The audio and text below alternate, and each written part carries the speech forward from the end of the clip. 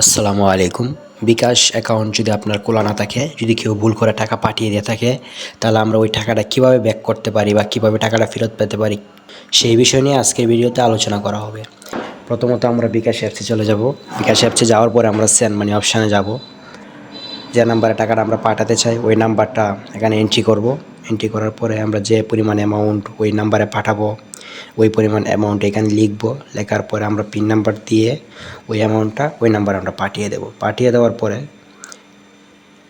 কোনো কারণে যদি ভুল হয় বা কোনো নাম্বারে টাকা চলে গেছে, একজনে বলছে বিকাশ নাই বা নগদে ওটা বলছে, আমরা বিকাশে পাঠিয়ে দিছি, ওই টাকাটা আমাদেরকে রিফান্ড আনতে হয়। রিফান্ড আনার জন্য আমাদের প্রথমত যে নাম্বারে টাকাটা পাঠাইছি ওই নাম্বারটাকে ভালো করে খেয়াল করে দেখতে হবে। যখন আমরা পাঠাবো পিন নাম্বার যখন আমরা দিব, তখনই দেখাবে যে অ্যাকাউন্টটা পিন নাম্বার মানে বিকাশ ওই অ্যাকাউন্ট যখন আমরা পিন নাম্বার দিব তখন লেখা থাকবে ওই নাম্বারে বিকাশ আছে বা নাইগা ওই নিচে তাদের লেখা থাকে। তারপরে যদি কোনো কারণে ভুলবশত চলে যায়, পিন নাম্বার অনেকেই ভুলে দিয়ে দেয়, বলছেন বিকাশে বা নগদে দিয়ে দিছে, তো করণীয় হয়েছে বিকাশ অ্যাপসে লগ ইন করে আমরা সেন্ড মানি অপশানে ক্লিক করব।